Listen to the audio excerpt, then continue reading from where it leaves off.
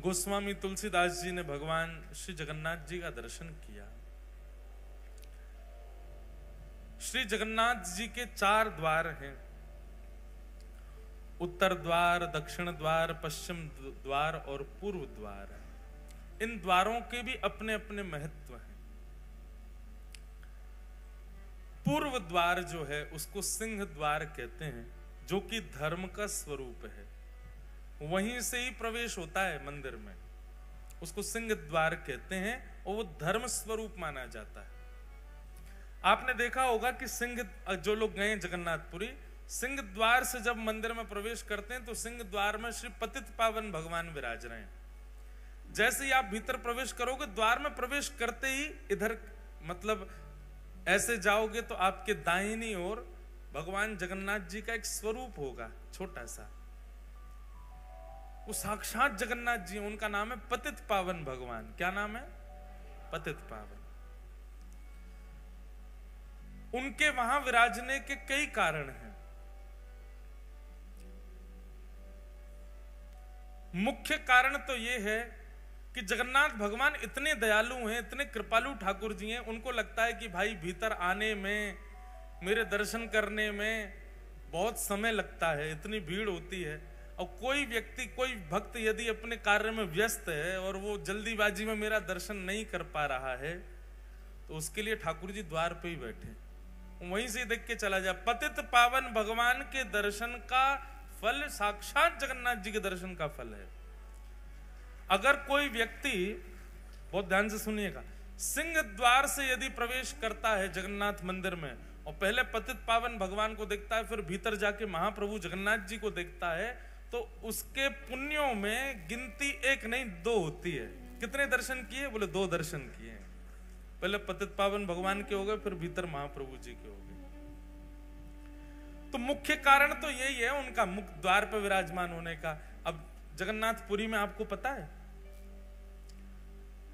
उड़ीसा एकमात्र ऐसा प्रांत है जहां पर केवल एक ही देव पूजे जाते हैं, जगन्नाथ। बाकी सारे प्रांतों में खूब सारे देवता हैं, उड़ीसा में केवल एक ही ठाकुर जी हैं, जगन्नाथ। वहां पर लिंगराज भगवान का भी मंदिर है, वहां पर देवियों का भी मंदिर है, पर हर मंदिर में आपको श्री जगन्नाथ जी मिल जाएंगे। कहीं चले जाओ, पूरे उड़ीसा में एकमात्र ऐसा प्रांत है पूरे भारत में जहां पर जगन्नाथ जी ही देव हैं और कोई देव नहीं। हरियाणा में आपके हिसार में ही होंगे 5-6 भगवान, आसपास में तो है ही है।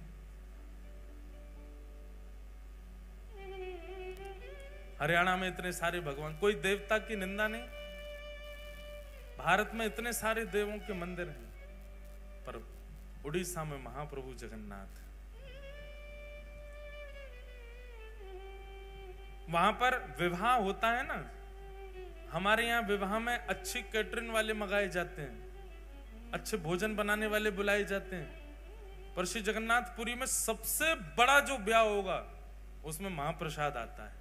महाप्रसाद ही पाते हैं सारे, बाराती हो, घराती हो। और महाप्रसाद का नियम है, वो टेबल पर नहीं पाया जाएगा, उसको आसन पर बैठ के नहीं पा सकते। मतलब चाहे जितने लाख का तुम सूट पहन के आए हो, ब्याह में महाप्रसाद ही पाना, और महाप्रसाद नीचे बैठ के ही पाना है। उसी को पा करके सब लोग आनंदित होते हैं।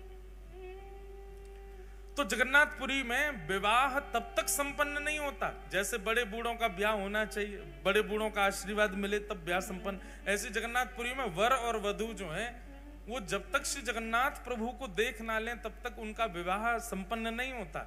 अब विवाह बहुत बड़े ऊंचे स्केल पे हो रहे हैं, बहुत व्यस्तता हो जाती है, भागदौड़ बहुत होती है, तो बेचारे दोनों वर वधू बाहर से पतित पावन भगवान को देख के वहीं माला पहना देते हैं।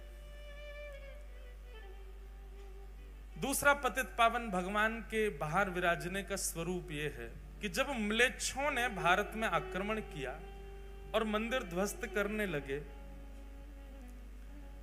तो नियम बना दिए मंदिरों में कि भाई जो वैष्णव नहीं है, जो हिंदू नहीं है, उनको मंदिर में प्रवेश नहीं करने दिया जाएगा। और इसका कट्टर नियम तो श्री जगन्नाथपुरी में ही हो गया। वहां पर हिंदुओं को ही प्रवेश रहता है। लेकिन महाप्रभु श्री जगन्नाथ जी के तो अनेक विदेशी भक्त भी हैं, अनेक ऐसे भक्त हैं जो म्लेच्छ भी हैं। सालबेग वही म्लेच्छ था। और जब से श्री चैतन्य महाप्रभु और गौड़िया वैष्णव परंपरा, इनका तो दो ही इनके प्रमुख स्थान है, या तो वृंदावन या फिर जगन्नाथपुरी। तो गौड़िया वैष्णव परंपरा में तो अंग्ल देश के बहुत लोग हो गए,